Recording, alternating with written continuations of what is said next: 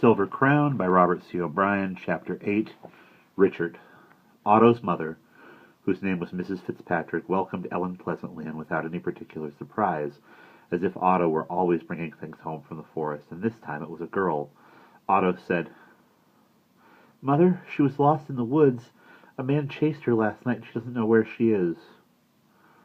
"Otto," said his mother, putting down her hoe and peering at Ellen, "the girl is not only lost. She is exhausted, frightened, hungry, lonely. She has been through a disaster, and who knows what more. Her ankle is swollen, and her carrying a heavy box like that. Put it down, child." And Ellen did. "Now, dear, come into the house and we'll get you some breakfast. We'll have sausage and eggs and biscuits, and how about some nice fresh peaches with powdered sugar on them?" This sounded so good to Ellen that it made her head spin, and she stumbled as she followed Mrs. Fitzpatrick into the house. Mrs. Fitzpatrick seemed to Ellen to be too old to be the mother of a young boy like Otto. She looked more like a grandmother. Her face was brown and gnarled and wrinkled, like a pumpkin-sized walnut. She was tall, her hair was pure gray, and despite her years she stood as straight as a hoe handle.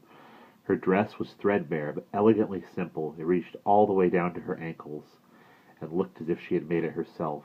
She could cook. The sausage was the tenderest, spiciest, sweetest, meatiest Ellen had ever tasted. The eggs, before they were cooked, were still warm from the hen. The biscuits were brown and white, crispy, soft, crumbly, and crunchy all at the same time. Ellen ate 3 eggs, 4 pieces of sausage, 5 biscuits, they were small, and a big bowl of sliced peaches with sugar on them. After she had eaten all she could, Mrs. Fitzpatrick took her hand and led her to a small, cheerful room at the back of the house. It had a sunny window looking out at a peach tree, a pretty rocking chair, and a bed with a plain blue cotton coverlet. "We've not used this room for a long time," said Mrs. Fitzpatrick.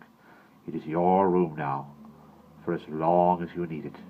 I know you have had a terrible and sad time, and you had very little sleep last night, for your face looks lost and desperate, and your eyes have black shadows under them, as big as cucumbers.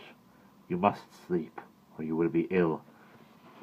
So Ellen lay down on the bed, with her shoes off and her head on the pillow, and Mrs. Fitzpatrick sat for a moment beside her and looked at her with a most kindly and compassionate expression.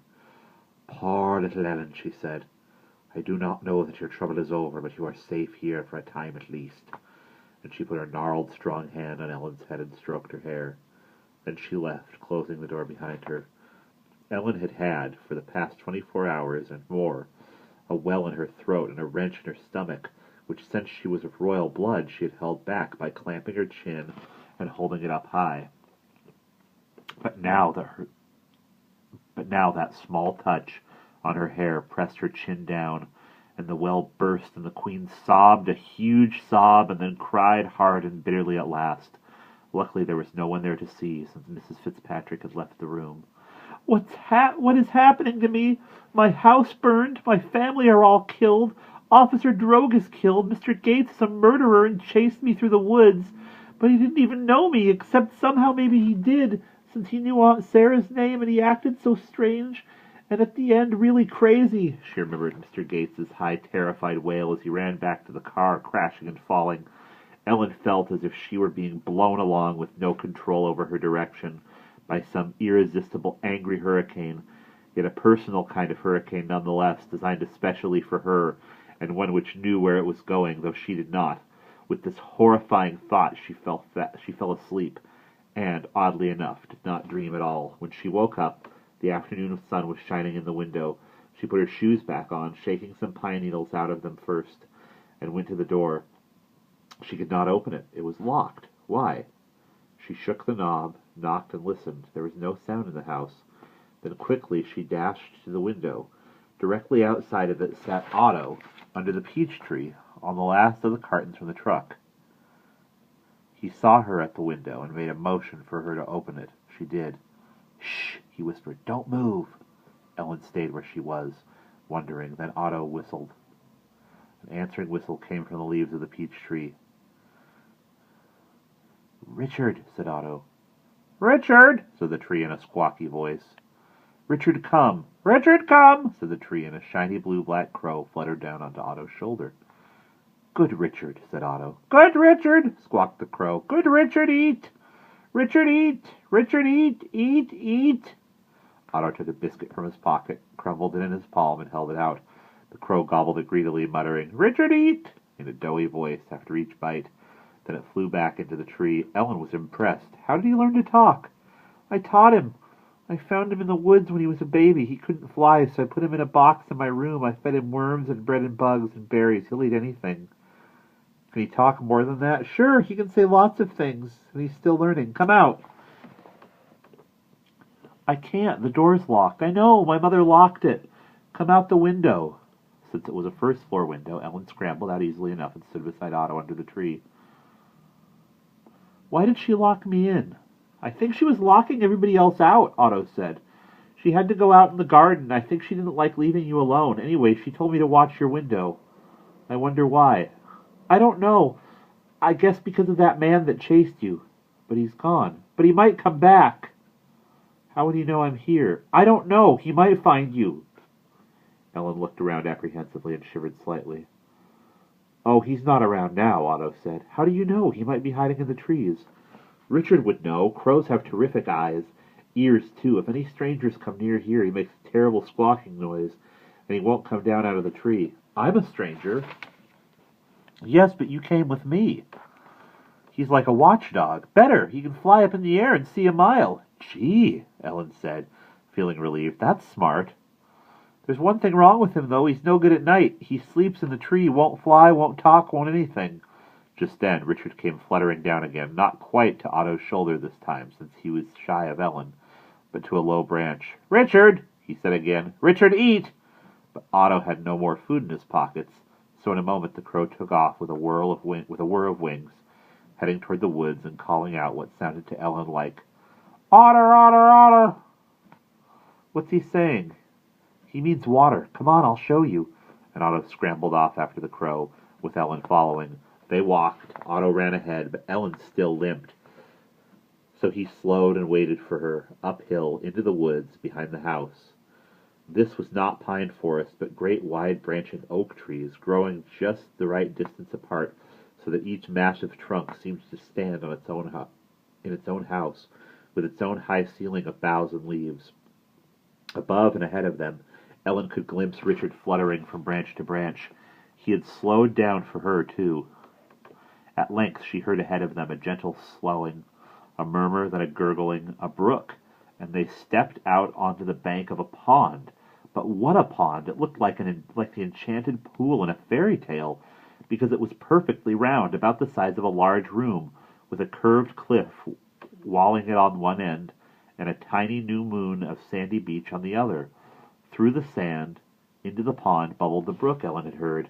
She stood staring at delight until Otto, who had been rolling up his pants legs, sprang through the air with a shout and landed ankle-deep in the sandy end of the pool. Then he kicked a big splash of water at Ellen, splattering her from head to foot. Don't! Ellen said, covering her face, but she couldn't help laughing. The water felt lovely on her face, and in a minute she had kicked off her shoes and joined Otto in the pond. Can you swim? He asked. Some, not too well. Be careful, then, the other end is deep. How deep? Watch! He picked up from the bank a long, straight branch, twice as tall as he was. Moving from the shallow, sandy end where the brook came up, he waited until he was up to his knees, about halfway across. Then, reaching as far forward as he could, he thrust the branch straight down. It disappeared beneath the water without touching bottom. A moment later it appeared on the surface again, and Otto caught it and threw it back on the bank. You see? It drops off, just like a cliff. No bottom from here onto the rock. You could dive off the rock. I do. I wish we had our bathing suits. I don't have a bathing suit, Ellen said. I don't have any clothes besides these. My mother will make you some, Otto said. She can sew anything. She's got whole batches of cloth. From a truck? From a truck, Otto said cheerfully. Watch out! Ellen ducked as with a piercing shriek Richard dive-bombed them both from a limb above and glided like a black jet to a landing on the beach. Oh, said Ellen in sudden alarm. Has he seen someone? No, he's just mad at me. What for? He scared me. Because I'm talking to you? He's jealous. No, he wants a fish. I'll show you. There were schools of small light brown minnows swimming in the shallow water, chasing their gray shadows across the sand. Otto picked up the same long stick and waded toward the shallow end near the brook, watching his feet and pushing the stick sideways toward the shore.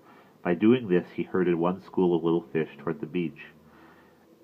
At the last minute, most of them turned and darted under the stick around his legs and got away, but a few swam to the edge of the beach themselves in an inch of water. Otto leaped over the stick, plunged his hands down, and came up with a wriggling minnow in each fist.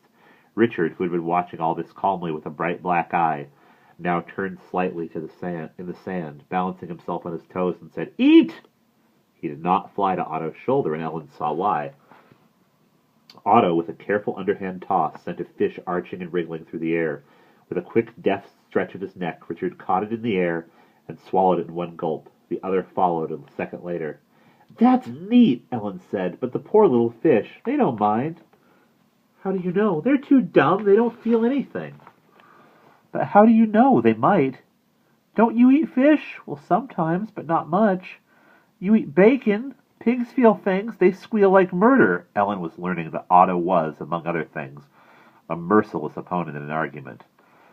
"I've never heard them," she said rather lamely, and she resolved firmly, for about 10 seconds, never to eat bacon or fish again.